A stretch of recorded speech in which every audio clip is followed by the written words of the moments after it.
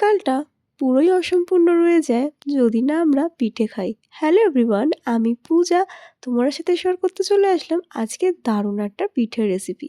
প্রথমে সবাইকে জানাই শুভ পৌষ সংক্রান্তির অনেক অনেক শুভেচ্ছা ও ভালোবাসা। আজ হচ্ছে পৌষ সংক্রান্তি, তাই কিন্তু আজকে আমি বানাচ্ছি বাঙালির খুব প্রিয় একটা পিঠে, যার নাম ভাপা পিঠে।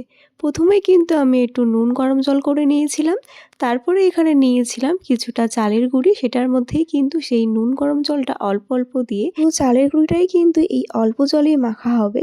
আর মাথায় রাখতে হবে এই চালের গুঁড়িটা যেন খুব একটা ভেজানোও যাবে না, আবার খুব ড্রাইও করা যাবে না। যখন দেখবে চালের গুঁড়িটা খুব সহজেই মুঠো হয়ে যাচ্ছে, আবার খুব সহজে ভেঙে যাচ্ছে, তখনই তোমাকে বুঝে নিতে হবে এটা কিন্তু আমাদের মাখা হয়ে গেছে। আর মাখা হয়ে যাওয়ার পরে কিন্তু এটাকে একটা ছাঁকনির সাহায্যে খুব ভালো করে ছেঁকে নিতে হবে, যাতে চালের গুঁড়িটা একটু ঝরঝরা টাইপের হয়ে যায়। আমি এখানে চালের গুঁড়িগুলো চালার জন্য এই ধরনের ছাঁকনি ইউজ করছি।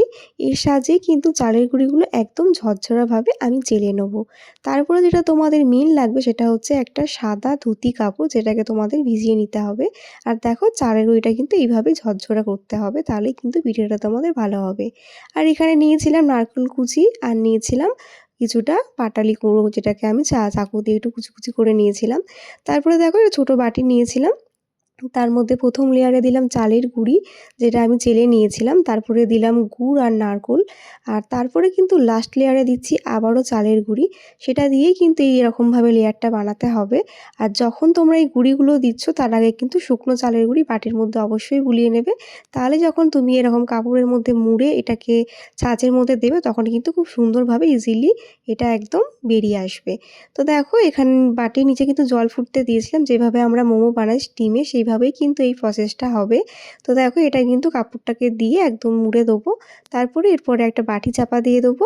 আর এইভাবেই কিন্তু আমাদের ভাপা পিঠেটা হবে, একদম ভাপে ভাপে। নিচে কিন্তু জল দিতে হবে, আর খেয়াল রাখতে হবে জলটা যেন ছিটে এসে না পিঠেটায় ভিজে যায়। তো এইভাবেই কিন্তু আমি ভাপা পিঠে বানালাম। তো কেমন লাগলো তোমাদের আজকের রেসিপিটা অবশ্যই জানিও।